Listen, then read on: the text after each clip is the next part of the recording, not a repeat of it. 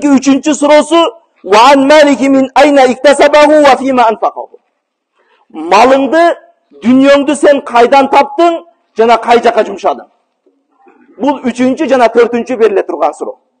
1 сұрау екен, бұл жердегі 3, 4-нің алдыңқысы. Дүниені қай жақтан таптың? Адалдан таптың ба, арамдан таптың ба? Біреудің ақысын жедің бе, жебедің бе? Мейлі, sen дүниені адал пешенетер менен тапқандырсың. Мейлі, ошол дүниені адал жол менен тапқандырсың. Бирок 2 сураудағы бар ал жердечи. Қай жаққа жұмшадың? Адалдан тауып қою менен эле чектелбейді екенбіз. Адалдан тауып қойсақ эле болду эмес экен. Балким, ошол дүниені адалдан тапқандан кейін қай жаққа жұмшадың деген сурауга ham жооп беришибиз керек экен. Адалдан пешенеттерибиз менен Россиялап, же башкалап, же бу жерде соода кылып, же дыйканчылык кылып, башка кылып, мал дүниені чогултуп атабыз дагы, ошол чогулган мал дүниені bir аялыбыздын, же bir кошунабыздын сөзүнө кирип, болбогон жактарга жумшап атабыз. Анын сурагын дагы беребиз. Болбогон маарекелер, болбогон тойлорго жумшап атабыз. Анын сурагын да беребиз. Болбогон машиналарга жумшап атабыз тойлордо. Анын дагы сурагын беребиз. El көрсүн, el уксун үчүн. El мынау кошунан тойду мынча кылыптыр, мынау кошунан күйөөдарды сыйлаганда мынанча тамак кылыптыр деп, мен да кылышым керек деп, ошентип мал дүниебизди el көрсүн үчүн жумшап атабыз. Анын дагы сурагын беребиз. Бул малды адалдан табуу менен чектелбейбиз биз. Адалга жумшоо дагы биздин милдетибиз.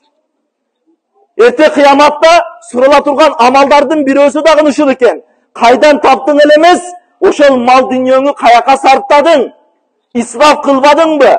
Исраф жолго жумшабадыңбы? Арамга жумшабадыңбы? Аялдарга жумшабадыңбы? Кыздарга жумшабадыңбы? Болбогон el көрсүн үчүн болгон тойлорго жумшабадыңбы? Ушулардын бардыгын сурагана кыяматка барганда жооп беребиз. Ар бир тыйынына чейин эсиңизде турсун. Ар бир тыйынына чейин ал жерде сурак сабал болот. Ал жерде Аллах Таала сурак сабал алып атканда кээ бир тыйындарды эстен чыгарып койбойт. Балким ар бир тыйынını кайда сарптаганını сөзсүз жообун беребиз. Ошон үчүн келиңиздер. Тапкан мал дүниебизди иншалла адалдан табып аткандырбыз. Бирок ошол тапкан мал дүниебизди адалга жумшайлы. Болбогон нерселерге жумшабайлы. Айрыкча мына ушул той маселелеринде келиңиздер, көп айтып атабыз ушул жерде той маселелерине. Жеңил кылайлы тойлорду. Үйлөнүү кыйын болгон жерде зына көбөйөт дейт. Ошон үчүн үйлөнүүлөрдү жеңил кылайлы. Кыздарыбызды жеңил берейли, балдарыбызды жеңил үйлөйлү. Эмне кереги бар ошол эл билсиндин? Эмне кереги бар ошол ресторандагы 400 же 1000 адамдын тоюнун эмне кереги бар, кимге кереги бар?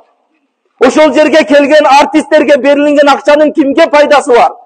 Акыретке бир тыйын пайдасы барбы?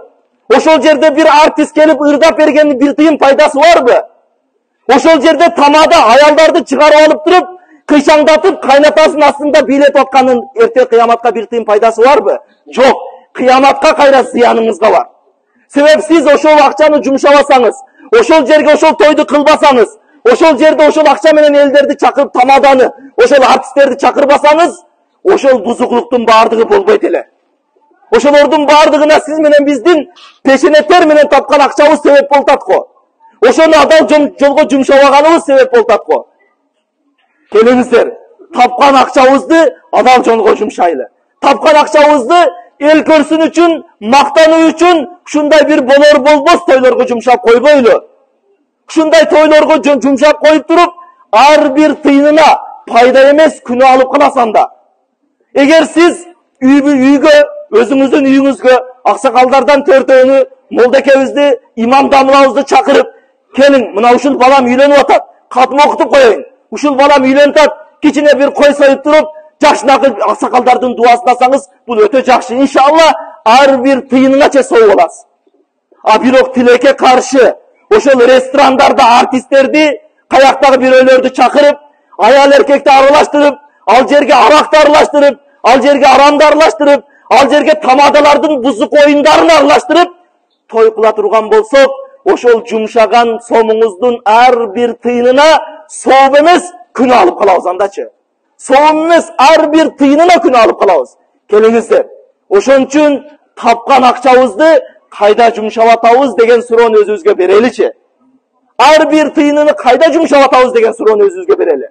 Болор болбос нерселерге тапкан акчабызды жумшабаганга аракет кылайлы.